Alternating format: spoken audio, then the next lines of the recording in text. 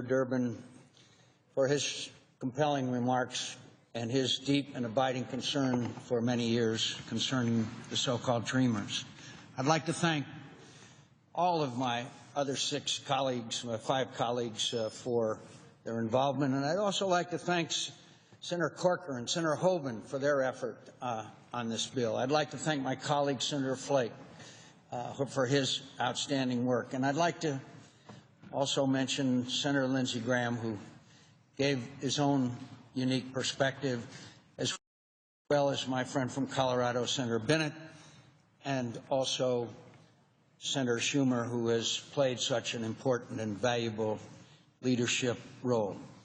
And the word friend is tossed around this body quite often, perhaps not with as much sincerity as we'd like, but these 7 individuals are my friends. But more importantly, they are friends of America. They are friends who realize we are sent here by our constituents to achieve results, and I don't know at this particular time of a greater issue that we should be involved in. We've heard a lot of personal stories here today, and I am deeply moved by all of them. And there's another human story. In fact, there are millions of them. And I'd like to tell you a few of them. Over the last week, the Arizona newspapers have reported that 8 bodies were found in the Arizona desert. The Arizona desert today, my friends, is in triple-digit temperatures. On June 21st, the Arizona Republic reported that, quote, 4 men may have been dead 3 days before their bodies were found in the Arizona desert by U.S. Border Patrol agents. 2 men had Mexican identifications, and the other 2 didn't have identification. On June 24th, the Associated Press reported Maricopa County Sheriff deputies have found another body in the Arizona desert near Gila Bend, just days after 4 bodies were discovered in the same area. No identification was found on the body, and there were no signs of trauma or foul play. June 27th, today, the Arizona Daily Star reported that, quote, 3 decomposing bodies were found by Tucson Sector Border Patrol agents in the desert over the weekend. The Yuma Sun reported yesterday there have been 12 people rescued from the desert by Yuma Sector agents. 6 others were not located and died in the wilderness. The list goes on and on. Since 2007, the last time we tried to pass this legislation, more than 2,425 immigrants have died trying to cross our southwest border. These are people who wanted to come to this country not because they wanted to do anything, but realize the American dream. That's what they want. That's what they risked their lives and, in fact, gave their lives for. And, yes, they did so illegally. And they're willing to pay a penalty for crossing our border illegally. But shouldn't we give them the same chance that we've given generation after generation of immigrants who have come to this country, wave after wave, of Irish and Italians and Jews and Poles, and now people from all over the world? Shouldn't we do that?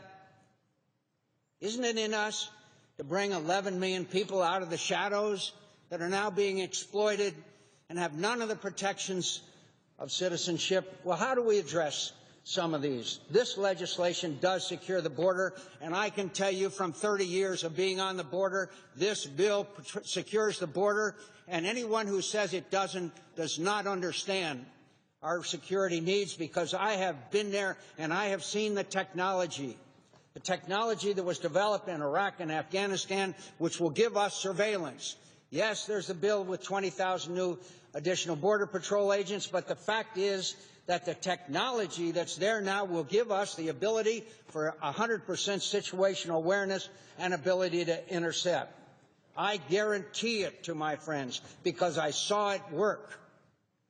And that technology is in being. There's 700 miles of total fencing that will be added. 700 miles.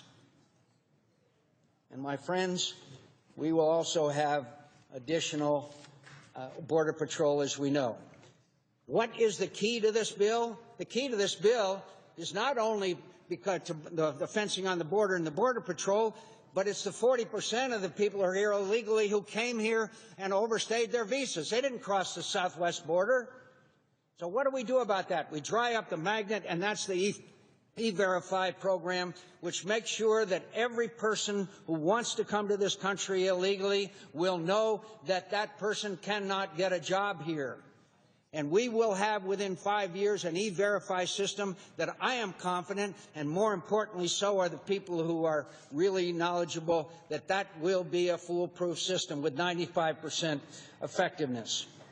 This legislation will not only give us a secure border, but it will address the key element, because people who now want to come here illegally will know that they cannot, and employers will know that if they hire someone who's here illegally, they will pay a severe penalty for doing so. We've got to dry up the magnet. So today there's 11 million people. They're in violation, and they don't have the protection of our laws. And I'd like to mention, again, about the people who are coming across our borders. There's a thing called coyotes. You know what coyotes are? They're drug cartel people. They're the most evil people on earth. They take these people in groups and they bring them across the border. And many times, the reason why we find these bodies in the desert, they say, we're leaving you. Tucson's right over the hill. And thousands have died in the desert. And you know what they do sometimes when they get them all the way up to Phoenix? They keep them in drop houses, jammed together, and they hold them for ransom under the most unspeakable conditions. And you know what else they do? They abuse the people that they bring up. And I won't go into the details of how they do that. It's an unacceptable situation. 50,000 Mexican citizens have been killed by the drug cartels.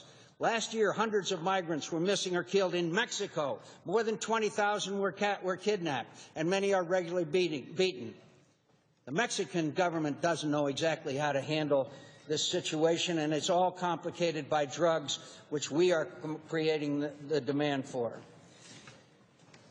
Madam President, I've had the great opportunity in my life to have many experiences.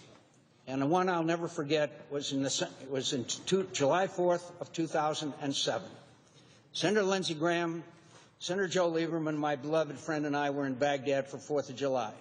General Petraeus had requested that we speak at a reenlistment ceremony where about 800 brave young men and women serving the military were reenlisting to stay and fight. There was another group of some 80-some who were green card holders who, because they had joined the military, had an accelerated path to citizenship. I was honored to be there. I was honored to speak to them. In the front row, there was 4 empty seats with boots on them.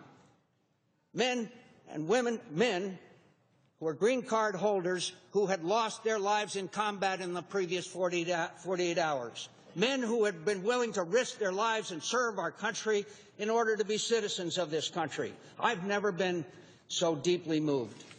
Madam President, let's give these 11 million people a chance to do the same.